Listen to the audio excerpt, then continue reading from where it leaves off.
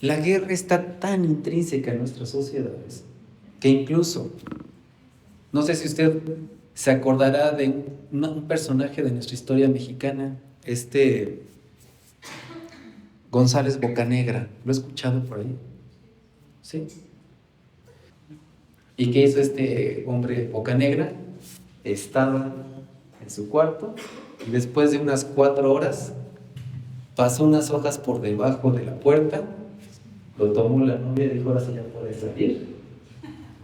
Entregaron las hojas y por unanimidad ganó el concurso y esa letra se quedó como el himno nacional mexicano.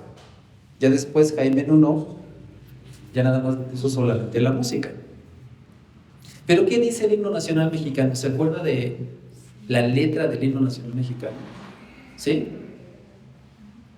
¿Cómo dice el himno nacional? Mexicanos, ¿al grito de qué? De guerra. Mexicanos al grito de guerra. Y es más adelante dice: México, porque en cada uno de tus hijos Dios te ha dado ¿qué? Un soldado. Un soldado. Según este himno nacional, cada mexicano no es solamente un civil, no es un civil. Según el himno nacional, cada mexicano es un soldado. Nuevamente la imagen, un ejército extranjero, una pequeña patrulla de soldados extranjeros entran a nuestra patria, nosotros volteamos, vemos soldados que no están haciendo nada, ¿y qué hacemos nosotros? ¿Qué haríamos? Según el himno nacional, somos soldados y tendríamos que defender nuestros intereses, no solamente los intereses particulares, sino también los intereses comunes. Nuestra nación, nuestra identidad, nuestra patria, nuestra cultura, nuestra gente, nuestro pueblo. ¿Es usted mexicano? ¿Ama México? ¿Le duele México con las cosas que vive? ¿Sí? Entonces, nosotros manifestamos un amor por nuestra nación. Y si somos soldados, ¿nos podemos quedar con los brazos cruzados? No vamos a seguir el ejemplo de aquella patrulla que dijimos de soldados, que a pesar de que están armados, que tienen también aparte los vehículos necesarios, las armas necesarias, ellos están nada más recargados, viendo todo lo que los demás están haciendo sin meter las manos. ¿Eso sería algo plausible, es decir, algo de aplaudir, o sería algo deleznable, es decir, algo que condenar? Algo deleznable, algo que se tiene que condenar. Pablo usa un lenguaje militar también. Para Pablo, la vida del cristiano no es tiempos de guerra y tiempos de paz. Para Pablo, la vida del cristiano es guerra constante. Guerra constante. Vamos a ver cómo nos lo dice en Primera de Corintios, segunda carta a los Corintios 10, 4 y 5. Ve el lenguaje de Pablo, dice, segunda de Corintios 10, 4 y 5, las armas con las que luchamos no son de este mundo, sino que tienen el poder divino para derribar fortalezas. ¿Qué lenguaje está utilizando aquí Pablo? ¿Qué lenguaje está utilizando? Armas, luchamos, poder derribar fortalezas, versículo 5, destruir argumentos y altivez que se levantan contra el conocimiento de Dios y llevar cautivo. Es lenguaje militar. Es lenguaje militar. Y lo que vamos a ver en 1 Corintios 16, que es donde estamos ahorita revisando la palabra de Dios, no cambia mucho su tono. Justamente a los mismos corintios también les dio otras instrucciones. Vamos a orar para que esta palabra de Dios no se quede en nuestras conciencias como algo que dice un hombre que está ahí enfrente, sino que realmente lo dice la Biblia. Por eso lo estamos revisando, mis hermanos. Estamos leyendo juntos lo que dice el texto. El punto no es que dijeron el domingo, no, es que está en la Biblia y por eso cada uno puede comprobar que ahí está escrito. Y por eso lo revisamos minuciosamente para que veamos que no lo está hablando una persona, sino que Dios lo dejó escrito para nuestros corazones. Este es el propósito de este texto. Vamos a ponernos de pie y vamos a presentarnos delante de Dios, rogando que su palabra la atesoremos en nuestro corazón y se convierta en vida en nuestras manos. Repito, que la palabra de Dios no solamente la atesoremos en el corazón, sino que se convierta vida en nuestras manos, que sea una verdad para nosotros. Vamos a orar por nosotros mismos. Padre, en el nombre de Jesús, tu palabra, la que está escrita, Señor, tiene que ser leída, tiene que ser entendida, tiene que ser comprendida, tiene que ser abrazada, pero también tiene que ser ejecutada, Señor. Porque no en vano la has enviado, porque tú la has enviado para que cumpla el propósito que tú has determinado para ella. Señor, oro por mí y por mis hermanos, que esta palabra no entre por un oído y salga por el otro, que no seamos oidores olvidadizos, que no olvidemos, Señor, tu palabra como si nada más nos hubiésemos visto en un espejo en la mañana y durante todo el día olvidamos lo que habíamos visto, sino por el contrario, que esta palabra incluso nos incomode durante el día, que sea como aquello que no nos permite olvidarlo, que siga dando vueltas en nuestra cabeza y que encontremos la manera, Señor, de vivirla, porque es necesario que lo revisemos, porque es santo que lo obedezcamos, porque es correcto que te honremos a través de la obediencia y porque es bueno, Señor, para nuestra vida. Padre, no permitas que una vez más esta palabra caiga en el saco del olvido, sino por el contrario, que se quede en nuestras manos, que se quede en nuestro corazón, que se quede delante de nuestros ojos. Que sea tu palabra moviendo poderosamente nuestras motivaciones, que sea tu palabra cambiando nuestra manera de pensar, nuestra manera de sentir, nuestra manera de conducirnos en la vida cotidiana. Que no seamos solamente, Señor, congregantes dominicales, sino que seamos cristianos de tiempo completo. Oro, Señor, por mí, oro por mis hermanos, oro por tu iglesia, Señor. Oro porque tú has depositado tu Espíritu Santo ya en nosotros y tu Espíritu Santo nos quiere santificar. Señor, cumple tu promesa de transformación de tus hijos, de pasarnos de las tinieblas a la luz, no solamente por el conocimiento, sino también porque demostramos que somos tus hijos, Padre. Señor, que seamos más hijos de Dios que hijos de esta nación. Damos gracias por nuestra nación, pero es más importante, Señor, ser ciudadanos del cielo, miembros del cuerpo de Cristo. En tu nombre, Señor. Amén. Tomemos asiento, por favor, mis hermanos.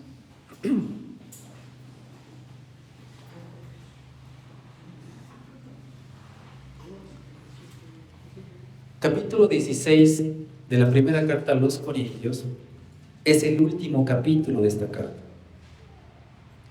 Cuando uno está terminando ya una misiva, uno está ya concluyendo, está señalando lo más importante, está invitando a recordar, si no todo el texto, sí los puntos que tienen que quedar subrayados en el corazón de la gente. Rápidamente, mis hermanos, recordemos qué fue lo que nosotros habíamos visto, la intención de Pablo para hablar con los corintios. ¿Cómo estaban los corintios cuando Pablo lo escuchó y se puso a escribir esa carta? ¿Qué fue lo que motivó a Pablo a escribir esa carta? ¿Los corintios estaban bien? ¿En qué estaban fallando los corintios? Divisiones, pleitos entre ellos, contiendas. Ellos estaban muy orgullosos de los dones que tenían y los utilizaban ¿Para el beneficio de los demás o para el beneficio personal? Solamente personal. Incluso lo que ya les habían enseñado sus maestros, buenos maestros, ellos lo habían cambiado por nuevas enseñanzas que les habían llevado a la confusión acerca de la resurrección. ¿Se acuerdan todo el tiempo que estuvo pasando con respecto a la resurrección? ¿De qué manera les llamó la atención que todo lo que estaban haciendo no servía absolutamente de nada si no se hacía por el motivo correcto? Y ahí tenemos un maravilloso capítulo 13, pero lo único que está haciendo ese capítulo 13 es señalarles lo que no estaban haciendo. ¿Qué está pasando con los corintios? Pregunta, mis hermanos, en el escenario de guerra,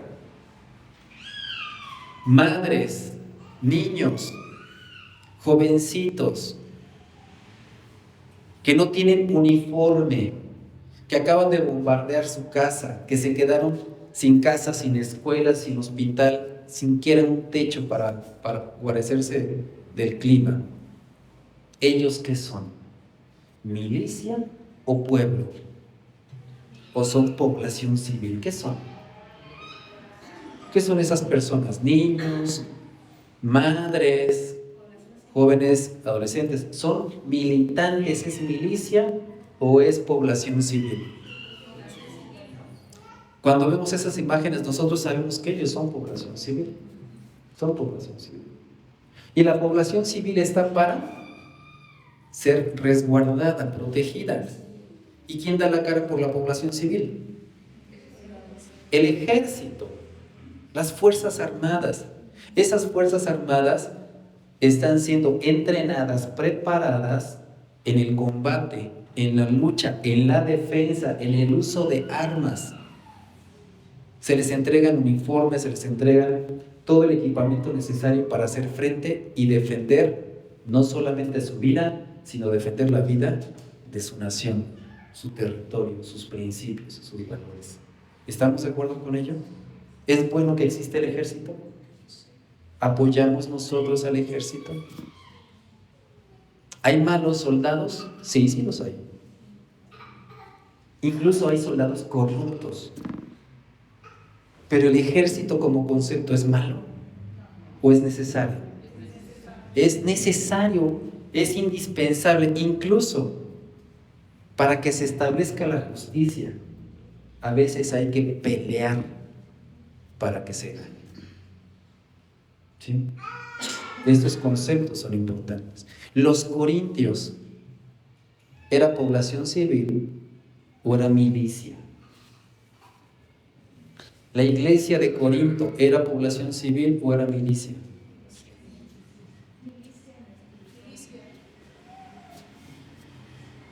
Es decir, cada uno de los miembros de la iglesia eran soldados, eran milicia. Pero ¿cómo se estaban comportando? Como población civil. ¿Se imagina usted hombres uniformados, armados, preparados, escondiéndose en las casas, esperando que las mujeres y los niños salgan a defenderlos? ¿Se imagina ese punto? ¿Lo tiene en mente? Ayúdeme con su imaginación. Ve este cuadro. Soldados como los que luego vemos en el desfile del 15 de septiembre. ¿Los ha visto alguna vez de cerca? ¿De qué tamaño son estos hombres? Bastante más altos que el promedio, ¿eh? Y más aparte con sus bototas, también le sube otro pedazo más al pelado ese, ¿no? Con su casco, con sus armas, ¿cómo se ven? Impresionantes. Imagínese un soldado así armado, como está preparado y aparte musculoso porque tiene una preparación especial. Abuelita, cúbreme, abuelita, porque ya vienen por nosotros. Y sale la abuelita a defenderlo con un sartén en la mano. ¿Se lo imagina así? Es cómico, pero si fuera una realidad, sería una tragedia. Sería una tragedia. Pues este es el caso de los corintios. Es milicia, porque de los dones no les falta ninguno. El Espíritu Santo los había preparado a todos ellos para hacer una buena guerra y ganar esa batalla. Y sin embargo ellos estaban comportándose como población civil, escondiéndose, viendo nada más para sí mismos. Por eso Pablo les subraya: no sean niños en su manera de ser y de pensar. ¿Cómo se estaban comportando los corintios? Como niños, como población civil, llenos de miedo, no buscando defender territorio, ni siquiera su propia vida. Por eso Pablo les está señalando tantas veces qué cosas tenían que cambiar. Lo que Pablo estaba buscando era un cambio de carácter, no de identidad. ¿Ellos eran hijos de Dios, sí o no? ¿Eran hermanos en Cristo o no? Sí. Pero no estaban con el carácter adecuado. No estaban a la altura de las circunstancias. No se estaban preparando como debían. Veamos cómo lo dice el versículo 13. Pongamos nuestros ojos en el versículo 13, por favor. ¿Ya lo tienen? Muchas gracias. ¿Cómo lo dice? Manténganse alerta. 2. Permanezcan firmes en la fe. Sean valientes y fuertes. 14. Háganlo todo con amor.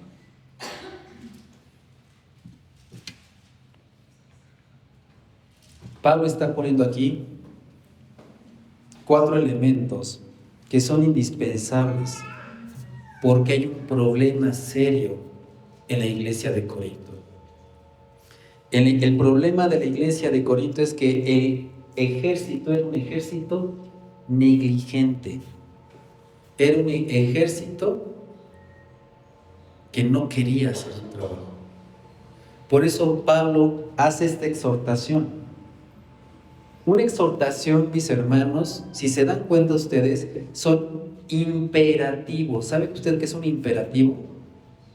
Un mandato. Pablo les está diciendo a estos corintios: vigilen, estén atentos, estén despiertos, manténganse despiertos, estén en un estado continuo de vigilancia. Lo primero que les está diciendo, todo esto significa esta primera palabra que está utilizando ahí, este primer verbo, es mantenerse en un estado continuo de vigilancia.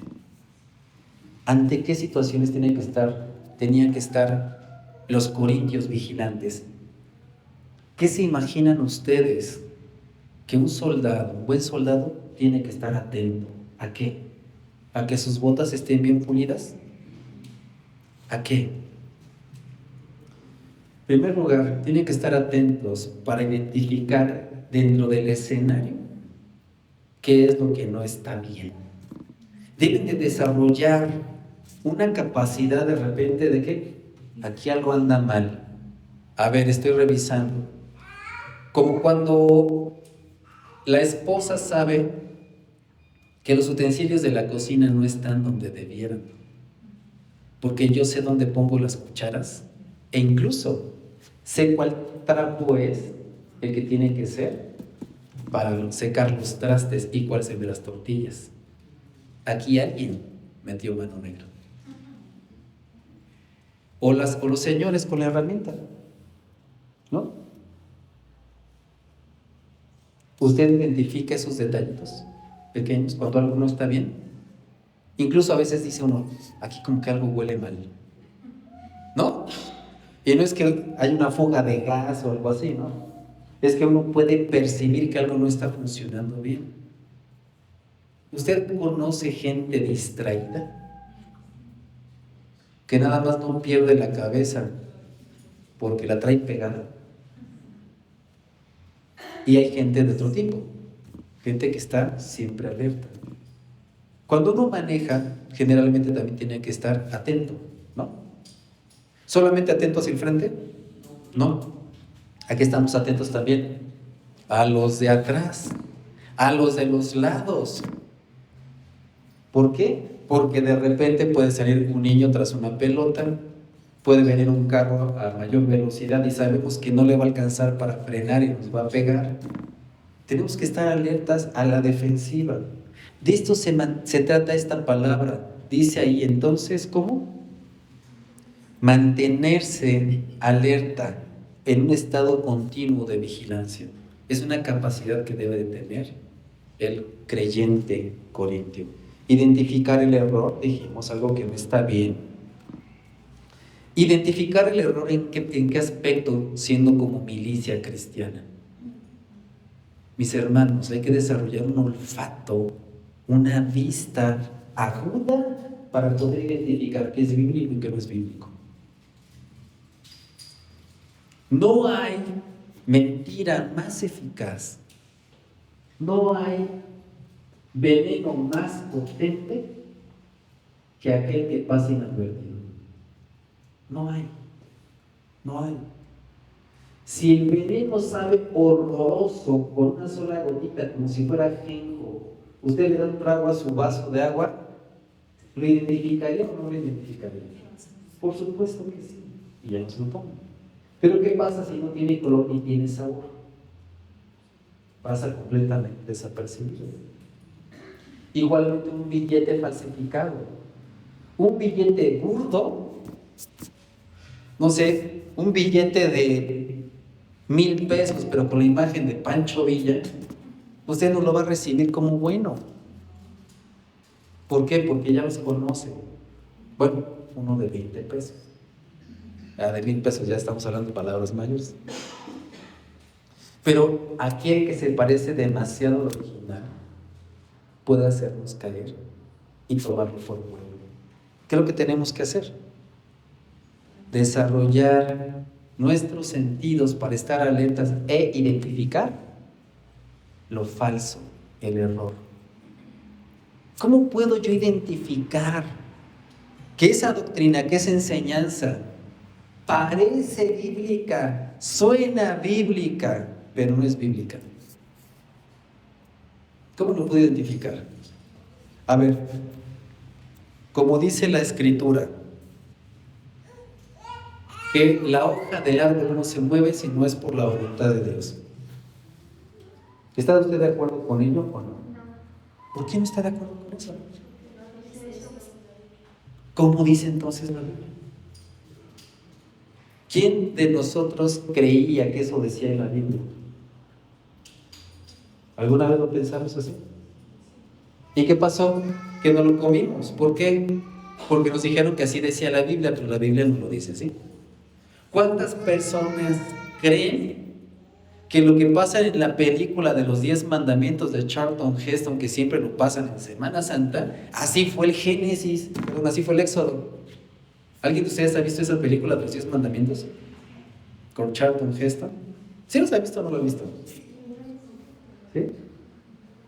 ¿Y cuántas personas creímos que eso había pasado realmente según la Biblia? ¿Y qué hicimos? Nos comimos una burda copia porque no conocíamos el original. Cuando vamos leyendo el original, ¿qué pasa? Decimos, aquí hay un error. Fue lo que pasó con Martín Lutero después de revisar su Biblia y comparar lo que él estaba leyendo con lo que decía la Iglesia Católica. ¿Y qué hizo entonces? ¿Qué fue lo que pasó? Desde abajo. Lo que pasó fue que al comparar la verdad con la burda mentira, lo que hizo Martín Lutero fue buscar la reforma, hacer un cambio por ello. ¿De qué manera nosotros podemos entonces identificar el error? Conociendo el original, conociendo el original, teniendo una idea nada más del original. ¿Qué necesitamos? Por eso cuando Pablo dice manténganse alerta, es muy puntual, es muy preciso y es muy necesario. ¿Quiénes son los que se tienen que mantener alerta? ¿La población civil o la milicia? Un buen soldado se mantiene alerta, conoce el territorio, conoce la voz del capitán, pero también aparte conoce el acento del enemigo, por muy bueno que sea. Por eso necesita estar alerta para identificar el error. También lo que necesita estar alerta es para evitar la tentación. ¿Qué pasaría si es que el ejército mexicano produce excelentes soldados capacitados para buenas peleas, pero llega un ejército extranjero y le dice, te compro para que ahora luches a mi favor? ¿Cómo ves esa acción? ¿Es buena? Piense nuevamente. Tenemos excelentes soldados que han llegado poderes corruptores como los cárteles y les dan dinero para comprarlos y que batallen ahora por ellos en contra del propio ejército.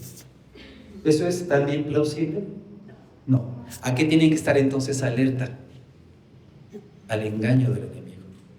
Tienen que estar alertas al engaño del enemigo. ¿Qué otra cosa tienen que estar alerta? Justamente a resistir la tentación. Eso es lo que tiene que estar atento el soldado. Entonces, el primer mandamiento es manténganse alerta, es decir, siempre estar atentos, estar despiertos en continua vigilancia. Veíamos en la mañana el caso de David. ¿David fue un gran hombre o no? Sí. Pero ¿qué pasó cuando de repente se asomó por la ventana y vio a Betsabé? ¿Por qué pecó? Porque no estuvo alerta. Porque consideró que era suficiente lo que tenía para no caer. ¿Y qué pasó? Cayó hasta el fondo. Y todavía aparte le agregó pecado al pecado. ¿Alguien de aquí estará pasando una situación similar? Creyendo que el pecado es menos dañino de lo que realmente es, creyendo que el infierno es menos terrible de lo que realmente es, creyendo que la salvación en Cristo es menos poderosa de lo que realmente es, creyendo que se puede vivir por su propia cuenta sin tener en cuenta a Dios, pues entonces no estás cumpliendo con este primer mandato, que es mantenernos siempre alertas y vigilantes. Créanme, mis hermanos, que el pecado terrible no empieza siendo lo más terrible posible. Empieza por una pequeña rendijita. Por una pequeña rendijita. Hay casos, son los menos, pero los hay, de mujeres que caen en adulterio. Pero no comienza inmediatamente porque la mujer está buscando adulterar, sino empiezan porque abren una pequeña rendija. Aceptan la amistad en línea de aquel antiguo novio, de aquel antiguo amigo. ¿Y qué pasa? Se convierte en una plática, se empiezan a involucrar emocionalmente. En su cabeza está inmediatamente a adulterar. No, ese no es el pensamiento. Sin embargo, crece. ¿Y qué pasa? Le pasa lo de David. Y están metidos en problemas severos. ¿Por qué? Porque no estaba alerta. Estar alertas para resistir la tentación, para identificar el error, pero también aparte estar alertas para recibir la señal del Señor. ¿Qué es lo que está mostrando el Señor? ¿Dónde está el reino de los cielos? ¿Por dónde tengo que caminar? ¿Dónde está mi patrulla? ¿Dónde está mi bandera? ¿Dónde está mi coronel? ¿Dónde está mi general? ¿A dónde tengo que ir? Tengo que estar no solamente atento a que el enemigo no me ataque, no tengo solamente que ver a no caer en algún tipo de tentación, también tengo que estar atento para escuchar la voz de mi comandante. Dice el Señor Jesucristo: mis ovejas oyen mi voz y se sientan, ¿verdad? ¿Qué es lo que dice el texto? ¿Qué dice el texto? Oyen mi voz y me siguen. No se quedan donde están, se mueven a favor a donde yo les digo. Todo esto significa el mantenerse alerta. Segundo punto, dice: permanezcan firmes, estén firmes. Firmes no solamente significa estar parado en un solo punto sin moverse, porque está poniéndole aquí el matiz, el texto diciendo en la fe. Firmes en la fe. ¿Qué significa firmes en la fe? ¿Jehová les había hablado a los corintios? ¿Sí o no? Sí, les había hablado. Les había hablado a los corintios. Jehová, lo que les dijo a los corintios, ¿tenía un propósito bueno, santo y justo? Sí. ¿Les iba a beneficiar? Sí, también. ¿Por qué? Porque Jehová es confiable o no es confiable. Porque Jehová es bueno o no es bueno. Porque Jehová ama o no ama. Amén. Entonces, permanecer firme en la fe es permanecer firme en lo que se dijo de parte de Dios, pero también en la persona quien lo dijo. Miren, un ejemplo burdo, muy burdo. Tiene una necesidad económica fuerte. Usted necesita pagar 100,000 pesos antes de que termine el mes, por alguna razón, la que sea. Y su abuelita, que tanto lo ama, tanto lo ama, le dice: mi hijo, no te preocupes, yo te los voy a conseguir. Pero su abuelita no puede ni siquiera ni pagar sus medicinas. ¿Usted cree que su abuelita se lo dice de corazón? ¿Por qué? Porque usted es importante para su abuelita. Porque su abuelita usted lo ama. Pero la abuelita tiene la capacidad. ¿Usted debe esperar a que realmente la abuelita resuelva el conflicto? Pues no. Muchas gracias, abuelita, te agradezco las intenciones, pero voy a buscarlo. Voy a buscarlo. No es solamente el amor ni las ganas de ayudar, es la capacidad para hacerlo. Y Jehová es sumamente confiable. ¿Eso no es confiable, Jehová? ¿Jehová es confiable, sí o no? Amén, sí lo es. Sí lo es. Entonces en eso tiene que permanecer el creyente, en que Él es firme, sólido, contundente, capaz. Y si Él promete, Él cumple. Él no es hombre para mentir, ni hijo de hombre para arrepentirse. Él es completamente capaz. Él es completamente firme, sólido. Pero ¿qué pasa cuando el comandante le dice a una patrulla de soldados: manténganse aquí, hagan frente, saquen las armas y dispárenle al blanco? Nosotros vamos a llegar con ayuda. ¿Qué pasa si esos soldados, al ver que el enemigo es mayor, se llenan de temor y huyen? ¿Se cumple el objetivo? No. ¿Qué les faltó? Confiar en sus autoridades. Entonces, mantenerse firme es estar allí creyendo lo que se dijo, por quien lo dijo. Y eso es mantenerse firme en la fe. Por eso, mis hermanos, la exhortación a los corintios es: si Dios lo dijo, obedezcan, cíñanse a lo que Él dice. No sean sabios en su propia opinión. Por aquí alguna vez alguien me dijo: es que lo que usted está diciendo, o sea, suena bien, pero es muy difícil. Eso no se puede hacer. Eso de que todo el mundo se lleve bien, eso de que todo el mundo se ame, eso no es posible. Punto 1, no lo digo yo. ¿Quién lo dice? La Escritura. ¿Y si lo manda el comandante supremo? Si somos milicia, obedecemos. Pero si somos milicia negligente, ¿qué decimos? No se puede, mejor que lo haga otra persona. O mejor lo omitimos, o mejor le damos la vuelta, o mejor no lo escuchamos. ¿Se da cuenta de la seriedad del asunto? Si Jehová habla, mantenerse firme en la fe significa creer lo que Él dice y creer que hay un propósito en por qué lo dice. Problemas conyugales. ¿Cuántas veces nuestro propio corazón, perverso y malvado, pensará que la opción es terminar la relación. Por el lado del hombre, por el lado de la mujer, no es exclusivo ni de los hombres ni de las mujeres. No es exclusivo de los matrimonios jóvenes, ni tampoco de los matrimonios que ya llevan unos años, ni los matrimonios que llevan muchos años, e incluso a que tengan nietos. No es exclusivo de un grupo de edad o de condición. Esa idea puede estar dando vueltas en la cabeza de cualquier matrimonio porque se enfrenta a conflictos. Sin embargo, ¿qué dice el texto? ¿Qué dice el Señor en su palabra? Amarse, soportarse, respetarse,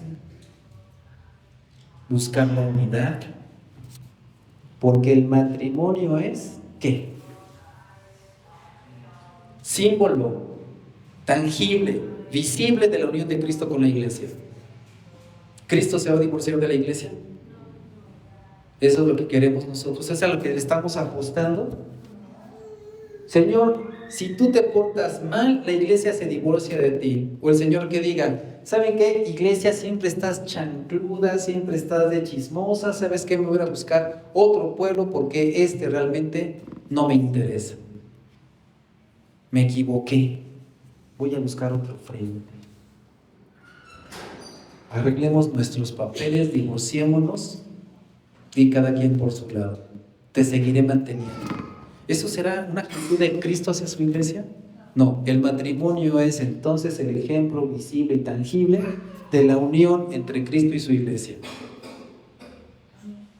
Ese es el propósito del matrimonio entre el ser humano. Dios hace al hombre a su imagen y semejanza, varón y hembra los formó con un propósito santo, justo y correcto. No es solamente la felicidad del ser humano, sino es el propósito de la unidad entre Cristo y su iglesia, entre Dios y su pueblo. Por eso el Señor apuesta a que el hombre y la mujer caminen juntos en unidad. Para permanecer firmes en la fe, tiene un trasfondo y tiene un compromiso. Tercera exhortación, dice Pablo, sean valientes. Algunas versiones, podría ser Reina Valera, dice, sean varoniles, actúen varonilmente. Pero estamos hablando de términos militares. Y se hablaba de término militar, esta palabra de varonil, pero no solamente porque tuviera que ver con género masculino o femenino, sino más bien era una capacidad que tenían que tener los militares y que significa actúa con valor, actúa con coraje, actúa con arrojo, sé valiente. Este es el eco de muchas veces Dios diciéndole a su pueblo, esfuérzate, dice, valiente, no temas ni desmayes. Mis hermanos, valiente no significa no tener miedo. Valiente significa actuar aún con miedo. A veces la esposa le dice a su esposo, oye González, mátate esa arañota que está ahí, que me da miedo. ¿Y qué hace el esposo? Mátala tú, a mí también me da miedo. ¿Qué dice el esposo? ¿Sí? ¿Así le hablan? ¿Usted qué espera que haga ese esposo? ¿Que se esconda atrás de usted y que usted la ponga delante? Acércate tú, mátala. ¿Eso espera de su esposo? Aun cuando su esposo también le tenga fobia a las arañas, espera que su esposo se quite la chancla y mate esa araña, ¿no? A pesar de el miedo. ¿Alguna vez, varón, hermano mío, te has enfrentado a algo que le tienes mucho miedo, pero la presión que tienes detrás de todos modos te lleva a actuar? ¿Alguna vez te ha pasado eso? Yo recuerdo a Frida cuando estaba muy pequeñita. Pasábamos siempre por la calle donde había un perro detrás de una reja, pero un perrote. Y mi hija era una niñita, chiquitita. Ustedes la conocen, es muy bajita. Pues de repente el perrote se veía así enorme, aunque estaba en 4 patas, todo se ve enorme. Y ella pasaba y el perro empezaba a ladrar, que hasta parecía que escupía el perro, ¿no?, cuando ladraba. Y entonces era pasar por ahí, era completamente comprensible que ella tuviera mucho miedo. Era niña de kinder, primero de kinder. ¿Y nosotros qué le decíamos? No pasa nada, está tras la reja, no puedes salir, no te puedes mover. Sí, vas a escuchar ahí el ladrido, pero tú tienes que pasar por ahí, tranquila, piensa en otra cosa. Estábamos tratando de infundirle valor, que sea valiente en enfrentar esa situación. Yo no sé si estuvo bien enseñado o no. El propósito era que ella enfrentara esas situaciones en su vida cotidiana. Y el Señor es lo que le está demandando también a los corintios. Sean como valientes, actúen con valor independientemente del miedo, del peligro, actúen con coraje, actúen con arrojo. Pero hay otra cuarta amonestación, otra cuarta exhortación. Sean como fuertes, fuertes. Sean fuertes no es solamente tú mismo hazte fuerte, sino dejas ser fortalecido. En este verbo, es un verbo que se le llama en voz media. Me explico. Cuando yo hago algo por mí mismo. Un bebé, uno le da de comer. El niño está pasivo y está recibiendo el alimento. El niño lo único que hace es abrir su boquita y quien lo alimenta es la mamá o el adulto, ¿no? Pero ya un adulto, ¿qué hace? ¿Espera que le den de comer en el pico? No, se da de comer a él solo. Esto es una voz media, ¿sí? Voz pasiva, yo dejo que me hagan. Voz media, yo lo hago por mí. Voz activa, yo lo hago, ¿sí? Este texto está diciendo, sean fortalecidos. Fortalezcanse y sean fortalecidos. Es una acción media, es decir, tanto tú estás siendo fortalecido como también aparte dejas que Dios te fortalezca a ti. ¿De qué manera una persona puede ser fuerte o recibir la fuerza? Un militar, ¿cómo podría fortalecerse para prepararse para la guerra? ¿Qué tendría que hacer? Levantarse tarde, no correr, no levantar pesas. ¿Sí? ¿Esa sería la manera de fortalecerse? No. Y si no se alimenta bien, ¿podrá mantener esa fuerza por mucho tiempo? Porque los alimentos también aparte producen en él todo lo necesario para que él sea fortalecido. Esa es la idea. Busca el alimento y también hace sus ejercicios y de esta manera él es fuerte, fortalecido y puede cumplir esta otra exhortación. Sean fuertes. Entonces tenemos aquí 4 imperativos que Pablo le está diciendo a los corintios. Manténganse alerta, vigilantes, permanezcan firmes en la fe, quién es Dios y qué es lo que Él dice. Sean valientes, es decir, siempre vayan hacia adelante, independientemente si tienen miedo o no. Y cuarto, sean fuertes, fortalezcanse. Busquen el alimento que les fortalece y hagan ejercicios para fortalecerse. Son términos militares. Si nosotros vemos a un policía militar como la Guardia Nacional o a un soldado, ¿cómo los vemos? ¿Gentiles y amables? Hace apenas la semana pasada regresábamos hacia la casa y de repente vimos una patrulla de la Guardia Nacional. Elementos de la Guardia Nacional estaban armados sobre Prado Sur y estaban a punto de cruzar la calle, pero pues yo por mucho respeto que les tengo, me paré en el auto para que ellos cruzaran. Entonces cruzaron estos, eran como 4 personas más o menos. Pasaron e incluso no los ve. Oh, sí, sí impresionan, ¿no? Se apantallan. ¿Ustedes creen que me dijeron gracias? Se ven así como imponentes, orgullosos, porque es necesario que tengan esta imagen. Sí, lo único que hizo una mujer que era soldado, pero también se veía el total, así, robustona, agarra así las hace. Y siguen caminando. Lo único que hizo fue una señora. Supongo que era un gracias, ¿no? Supongo. Ya fue todo. No lo vimos mal, pero honestamente yo no le dejaría a mi nietecita o nietecito que me lo cuidara. ¿O usted sí lo haría? No, yo creo que no sería algo muy, muy correcto. Pero ven cómo dice el versículo 14. ¿Cómo dice el verso 14? Hagan todas las cosas que ustedes hagan, háganlas con amor. Esto tiene un carácter más bien como si dijera, todo lo que hagan, empápenlo, báñenlo, satúrenlo con amor. ¿Qué dijo Pablo acerca de los dones? Si tienes todos los dones pero no amas, de nada te sirve. Si tienes toda la fe pero no amas, de nada te sirve.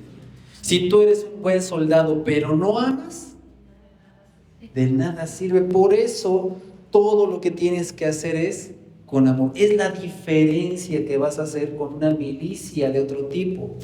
La milicia que es del Señor Jesucristo, el comandante de las fuerzas supremas, o el comandante supremo de las fuerzas del reino, hace las cosas con amor. ¿Cuál mayor muestra de amor que la cruz de Cristo? ¿Hay alguna otra muestra de amor más profunda? ¿Cómo es nuestro comandante supremo? Amoroso. ¿Cómo trataba a los niños, a las prostitutas, a los recaudadores de impuestos? ¿Era firme? ¿Él estaba firme en la fe? Amén. ¿Él se mantenía alerta? Amén. ¿Él era valiente? ¿Era fuerte? No nos está pidiendo nada que Él no haga. Él no nos está pidiendo nada que no haya hecho primeramente. Porque Él también fue hombre, verdadero hombre. Y como hombre también le costó trabajo como a nosotros. Y Él lo hizo. Él lo hizo. Esta enseñanza que nos deja aquí Pablo tiene que ver entonces con la manera en que nosotros tenemos que irnos conduciendo, porque somos nosotros milicia, no somos población civil. Si nosotros tenemos en nuestra cabeza la idea que somos población civil en el reino de los cielos, entonces estamos errando y somos una milicia negligente. Quizá esto suene nuevo en nuestras cabezas, pero no estamos para ver qué nos dan. Estamos para dar, para servir. En el reino de los cielos, dice el Señor Jesucristo, las cosas son así. ¿Me ven a mí? Me dicen Señor y Dios, y lo soy. Soy Señor y Maestro, y vean cómo los atiendo. Servicio en amor. La mayor muestra de amor no es Dios recibiendo algo, es Dios dando a su Hijo. Y el Hijo dando su vida. Por eso, esta actitud tanto nos compromete, pero también aparte nos matiza cómo tiene que ser esta acción. Dios puede vencer al enemigo simplemente con el poder de su palabra. Porque hablamos nosotros de milicia, pero también tenemos que estar conscientes de que hay un enemigo. Y mis hermanos, el enemigo trabaja 24/7. Es súper chambeador. ¿Usted cree que está trabajando ahorita? Y va a trabajar dentro de 10 minutos y cuando termine esta reunión va a seguir trabajando. El enemigo es muy trabajador. es persistente, es constante, es ingenioso, es hábil. Nuestro enemigo nos lleva mucha delantera en ese sentido. Porque nosotros como milicianos que somos, ¿trabajamos 24/7 para el reino? No, por supuesto que no. Por supuesto que no. Estamos más bien pensando en nosotros mismos, más bien que a la causa a la cual servimos. Pero dice este texto que vamos a leer, Romanos 16:20.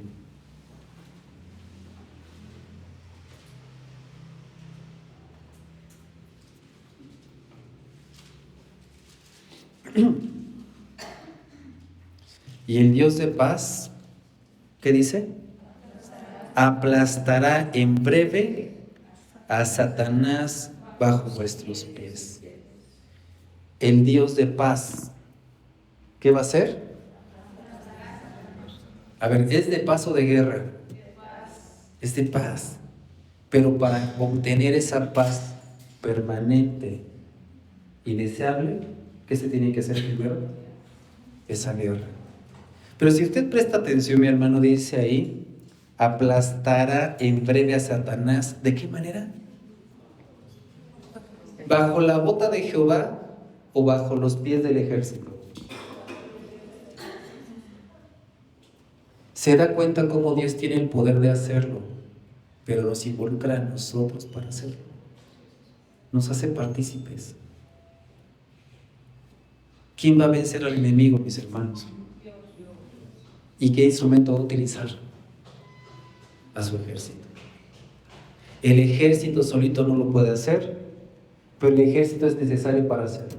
El trabajo para vencer al enemigo, esto se le llama una sinergia. ¿Qué significa sinergia? Los dos trabajando en conjunto. ¿Porque Dios no puede? No, no es porque no pueda, es porque Él quiere hacernos partícipes. Él quiere hacernos partícipes. Así que, mis hermanos, tengámosle nosotros diligencia para hacer la guerra, pensando en esto. ¿Sabe por qué el enemigo trabaja tanto? Pregunta, ¿sabe por qué el enemigo trabaja tanto? Porque él sabe que le queda muy poco tiempo. Él sabe que va a perder. Pero imagínese un náufrago, una nave que está naufragando. Cuando la nave se va hundiendo, ¿qué hace esa nave? Un barco que está siendo hundido, ¿se va solito? ¿O por el mismo peso jala a todos los que puede con él? Hermanos, el enemigo va a perder, está perdiendo y va a ser derrotado. ¿Pero por qué trabaja? ¿Por qué aún todavía sigue llevándose almas? Porque quiere causar el mayor daño posible. ¿Qué quiere hacer? Causar el mayor daño posible. El enemigo de nuestras almas sigue trabajando porque a pesar de que él va a perder, él quiere llevarse consigo a la mayor cantidad de personas posible. Él quiere que las personas alcancen vida eterna. Él quiere ver cómo el reino de los cielos se llena de almas preciosas para Dios. Él quiere que el sacrificio de Cristo tenga un sentido para la humanidad. No quiere eso. ¿Y qué va a hacer? Con el engaño se va a llevar a la gente que no lo ve, a la gente que amamos. ¿Quiere eso usted, hermano? ¿Quiere que Satanás con su caída también se lleve a los suyos? Porque cerca de usted hay personas que a pesar de que Cristo es el Señor y que quiere salvarlos, no han recibido la salvación que es en Cristo Jesús.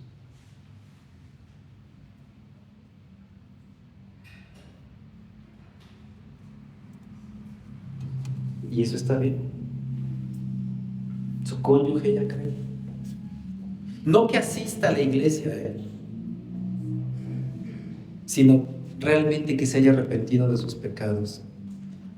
Ya cree su cónyuge, sus hijos ya creen. Ya están verdaderamente en el reino. No que hayan asistido alguna vez a la iglesia, no que cuando estaban chiquitos llegaban ahí a las reuniones y cantaban las canciones y se aprendieron algunos versículos. No, si realmente están caminando en Cristo. Sus familiares están caminando en Cristo. Queremos ver cómo Satanás se los lleva entre las patas. Ve cómo es necesario el tomar nuestro rol como milicia. Por eso es la exhortación que hace el apóstol Pablo a los Corintios. Basta de ser milicia negligente creyéndonos población civil. Si en el himno nacional mexicano estamos de acuerdo en decir que Dios en cada mexicano le dio un soldado a esta nación, ¿cuánto más deberíamos estar de acuerdo en creer que cada creyente es un soldado de Cristo? ¿Qué vamos a hacer para asumir que somos soldados, mis hermanos? ¿Qué vamos a hacer esta semana, mis hermanos? No peleemos por ver quién tiene la razón. No peleemos contra nuestros propios hermanos. No le hagamos el trabajo al enemigo. Mejor peleemos contra nuestra propia carne. Hagámosle la guerra a nuestras propias inclinaciones.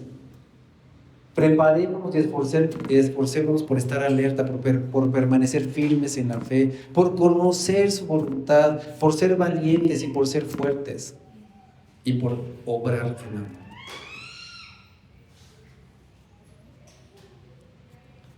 Si a alguien le hizo clic el ver que su familia no está en Cristo, hagamos esa batalla espiritual. Presentémonos delante de Dios en oración y ruego, orando para que esas personas tomen sus rodillas ante el Rey y reconozcan que son enemigos de Dios. No importa que conozcan un poco del Evangelio, que hayan escuchado hablar acerca de la vida cristiana. Si no están en Cristo, son víctimas y pueden ser jalados por la caída del enemigo. Hagamos esa lucha, mis hermanos. Vamos a orar. Padre, en el nombre